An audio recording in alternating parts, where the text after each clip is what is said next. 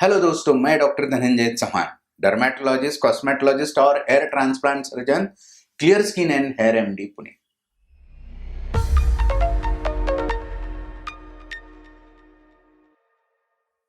भाइयों और बहनों, आजकल हेयर लॉस कई सारे यंगस्टर में दिखाई दे रहा है। हेयर लॉस को हम सबको ये हेयर लॉस नेचुरली होता ही है, लेकिन बहुत ही यंग एज में, टीन फेज में, यानी साल 18, 20, 22, 25 साल की उम्र में बहुत ज्यादा हेयर लॉस होना ये अच्छी बात नहीं है। इसके कई सारे अलग अलग कारण होते हैं और इसे ट्रीट करना बहुत महत्वपूर्ण है। अगर आप आपके बालों का थिनिंग या स्काल्प में कुछ बाल पैचेस या हेयर लाइन रिग्रेशन नोटिस कर रहे हो, तो आपको इसे ट्रीट करना बहुत जरूरी है, इंपॉर्टेंट है ये। यंग लड़कों में हेयर लाइन डेवलप या मैच्योर जरूर होती है, लेकिन हेयर लाइन रिसीड होना या पीछे चला जाना आपके लिए एक रेड फ्लैग है। लड़कियों में स्काल्प के ऊपरी हिस्से में या पार्टिंग लाइन में थिनिंग दिखाई देता है, और तो और कुछ लड़कियों में ओवरऑल पूरे स्काल्प पर भी हेयर थिनिंग दिखाई दे सकता है। शुरू शुरू में ये बालों का पतला होना हमारे ध्यान में नहीं आता, और अगर आपके बाल घने हैं, ओरिजिनली घने हैं, डेंस है, थिक है, तो ये बात शायद आप जल्दी नोटिस नहीं करेंगे। लेकिन अगर आपको नहाते समय बाथरूम में, हाथों में, ड्रेन पे या वॉश बेसिन में या बालों की कंघी करते वक्त, इवन सोते समय रात को या पिलो पर, बेड पर, घर में फर्श पर हर रोज रूटीन हेयर लॉस से ज्यादा बाल गिरे हुए दिखाई दे रहे हैं, तो यह एक्सेस हेयर लॉस की एक साइन है।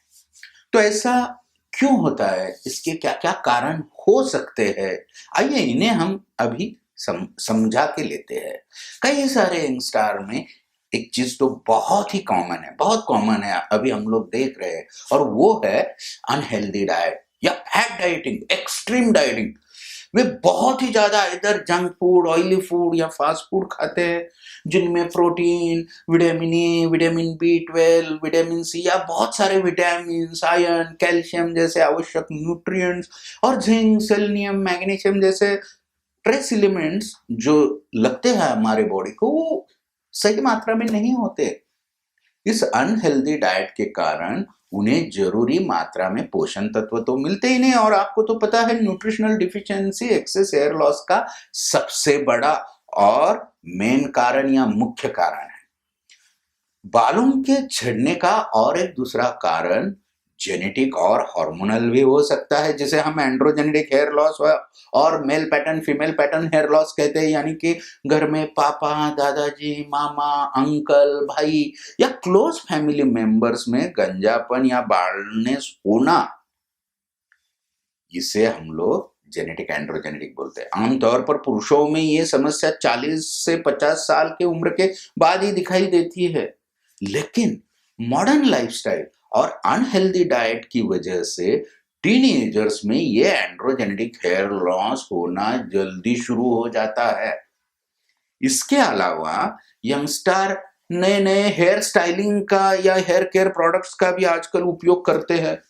इनमें से कुछ प्रोडक्ट में कुछ इंग्रेडिएंट्स हानिकारक भी हो सकते हैं।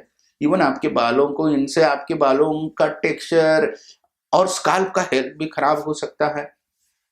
गलत हेयर केयर प्रोडक्ट्स या hair styling product, hair straightening, ironing, blow drying, ये करने से भी एक्सेस हेयर लॉस हो सकता है।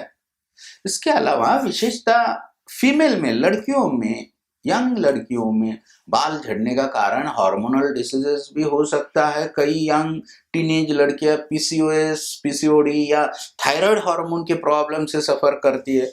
इसके कारण बाल ज्यादा झड़ते हैं। यंग एज में स्काल्प हेयर थिनिंग और बाल्डनेस भी थोड़ा थोड़ा दिखाई देने लग रहा है। बहुत बहुत डिस्टर्बिंग थिंग है।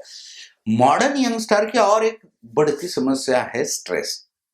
हाँ, अपने स्ट्रेस को और सक्सेसफुल लाइफ को अच्छे से मैनेज न करने से टेम्पररी लॉस हो सकता है। स्ट्रेस को कम करने के लिए कई सारे टीनेजर्स, बहुत बार हमने देखा है टीनेजर्स अल्कोहल या धूम्रपान भी करते हैं, उनकी नींद अच्छी तरह से पूरी नहीं होती और बायोलॉजिकल क्लॉक पूरा बदल गया है। ये ओवरऑल हेल्थ और बालों की हेल्थ को अफेक्ट कर रहा है, रियली अफेक्ट कर रहा है।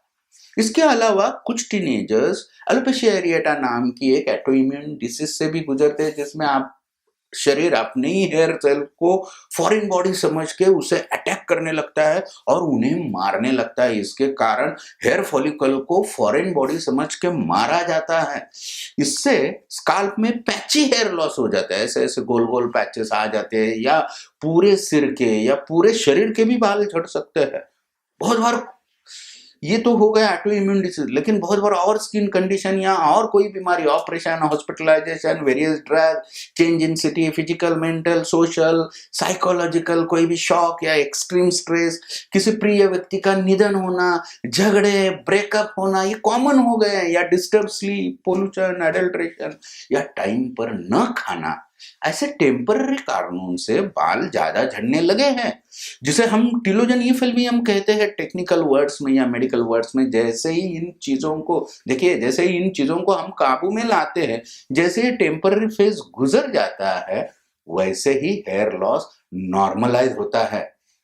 तो हेयर लॉस बहुत बार नॉर्मलाइज भी हो जाता है, लेकिन कम उम्र में बाल झड़ना या गंजापन आना टीनेजर्स में बहुत स्ट्रेसफुल होता है, डिस्टर्बिंग होता है और लो सेल्फ स्टीम या वरी पैदा करता है। बहुत सारे पेशेंट हम लोग देख रहे हैं। हेयर लॉस से कॉन्फिडेंस भी कम होने के चांसेस बढ़ जाते हैं। लेकिन एक गुड न्यूज है, और ये गुड न्यूज है, लाइफस्टाइल के प्रॉब्लम से होने वाला हेयर लॉस या टीलोजनी फेल्वियम को हम कंट्रोल कर सकते हैं, पैटर्न बाल्डनेस को भी कंट्रोल कर सकते हैं, एंड्रोजेनिक एलोपेशिया को भी कंट्रोल कर सकते हैं, या हेयर लॉस को सक्सेसफुली रोका जा सकता है, रियली रोका जा सकता है। वीडियो के अगले हिस्से में मैं आपको कुछ टिप्स देना चाहूंगा। इसे फॉलो करने से आप आपका हेयर लॉस जरूर कम कर सकते हो, रियली कम कर सकते हो। तो टिप नंबर 1, अपने बालों को और स्काल्प को शैम्पू से धोना है। जरूरत पड़े तो कंडीशनर या हमारे घर में रहता है वो कोकोनट ऑयल बालों की शाफ्ट पर यूज करो। ये हेयर केयर में इंपॉर्टेंट है।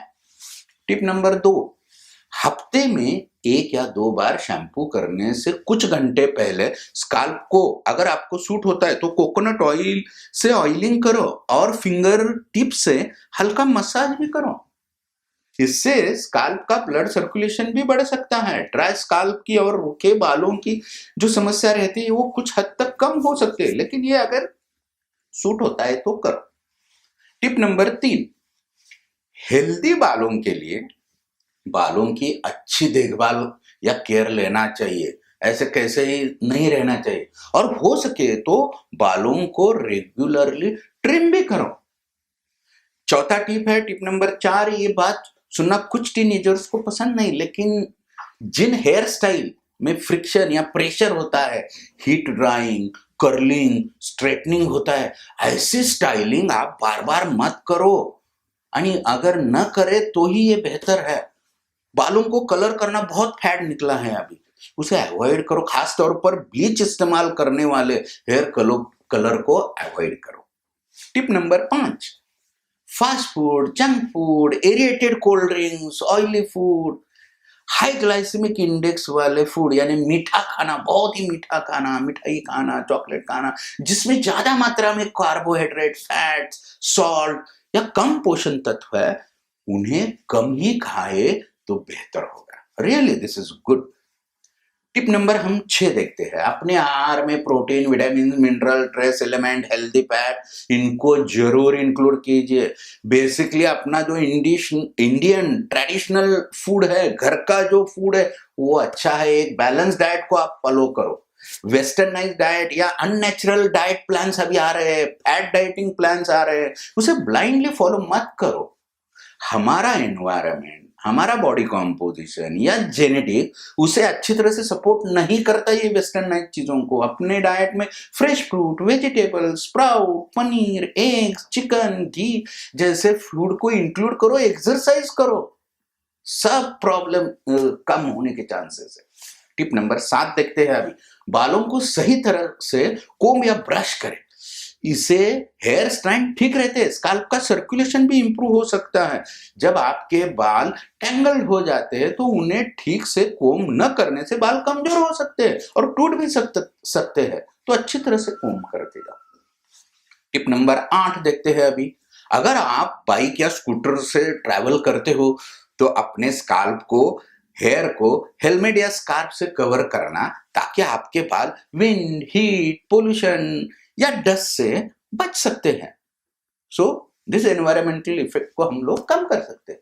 अभी टिप नंबर 9 देखते हैं। अपने बालों को ज्यादा टाइटली या खींच के या जोर से न बांधे, इससे भी हेयर लाइन रिसीड हो सकती है, बाल झड़ सकते हैं।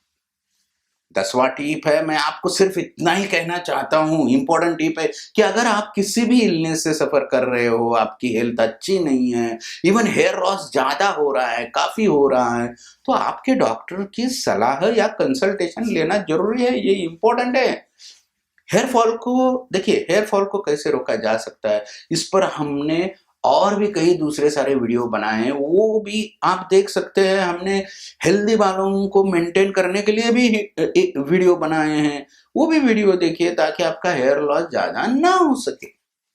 इसके अलावा कई टीनेजर्स में excess and long term hair loss या जैसे हम लोग यंगस्टार में बाल्डिंग शुरू हुआ है, ऐसे बहुत सारे केसेस में आपको डर्मेटोलॉजिस्ट की सलाह टाइम पर लेना जरूरी है। डर्मेटोलॉजिस्ट आपको हेयर लॉस को ट्रीट करने के लिए जरूर गाइड करेंगे, हेयर केयर के बारे में आपको एजुकेट भी करेंगे। इवन डॉक्टर्स कुछ प्रोसीजर्स भी रिकमेंड कर सकते हैं, जैसे कि पीआरपी है, स्टेम सेल थेरेपी है, म्यूजोथेरेपी है, low level light therapy, laser light therapy रहती है, डर्मा रोलर, और फिर मिनॉक्सिडिल जैसे लगाने वाली दवा, पेप्टाइड सीरम है, उनके साथ कुछ खाने की दवा, विटामिन, फूड, सप्लीमेंट्स, ये भी प्रिस्क्राइब किया जा सकता है।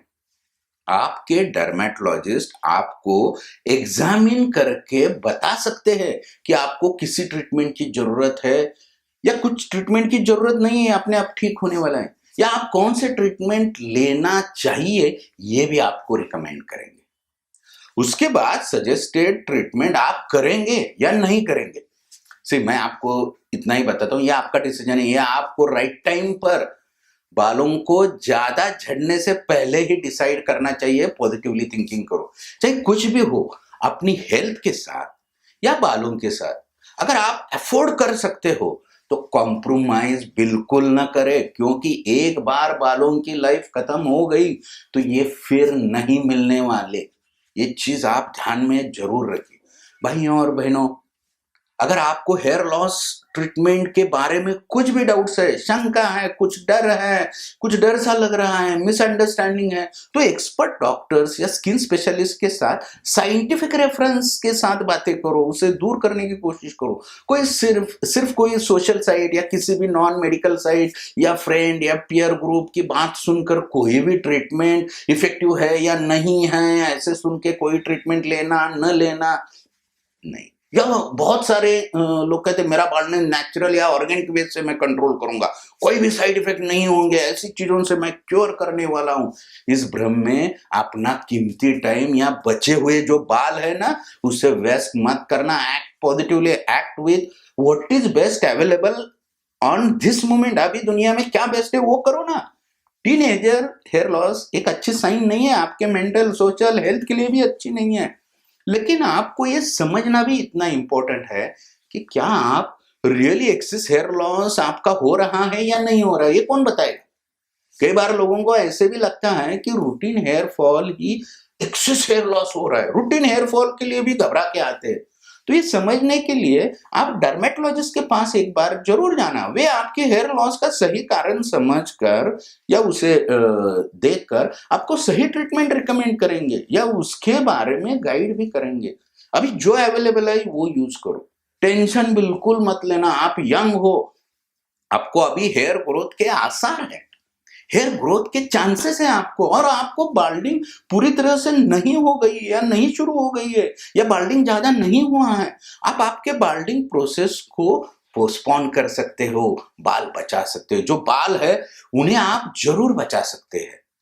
इसलिए हेल्दी खाओ, हेल्दी लाइफस्टाइल जियो, एंजॉय करो। ये अभी दुनिया इतनी अच्छी है कि एंजॉय करने की चीज करो। खाली पीली गंजेपन का या हेयर लॉस का टेंशन मत ले लो, उसे हाँ टेंशन न लेके उसे ट्रीट करने की पूरी कोशिश करो। आपके हेयर लॉस या गंजापन पे को टाइम पे कंट्रोल करो, आप हैप्पी रह जाओ। मैं आशा रखता हूं कि आपको इस वीडियो से टीनेजर हेयर लॉस के बारे में कुछ तो मनचाही इंफॉर्मेशन मिली हो। अगर आपके और कोई भी सवाल है, कोई भी डाउट्स है, तो बेझिझक कमेंट बॉक्स में पूछे। मैं और मेरी टीम आपके सवालों का जवाब देने की जल्द से जल्द कोशिश करेंगे। खाली पीली कंफ्यूज मत हो जाओ। अगर आपके किसी फ्रेंड या फैमिली मेंबर को इस वीडियो का कुछ यूज हो सकता है, ऐसे आपको लगे या कुछ ये वीडियो अच्छा लग रहा है, तो साथ साथ ये वीडियो आप शेयर भी करो उनको। Let them take decision. हमारी वेबसाइट www.hairmdindia.com, इसके ऊपर भी जाओ भाई और बहनों। ये एजुकेशनल वीडियो है, इसलिए कोई भी प्रोसीजर करने से पहले या दवाइयां लेने से पहले आपको आपके डॉक्टर से कंसल्ट करना बहुत जरूरी है। Don't take it casually.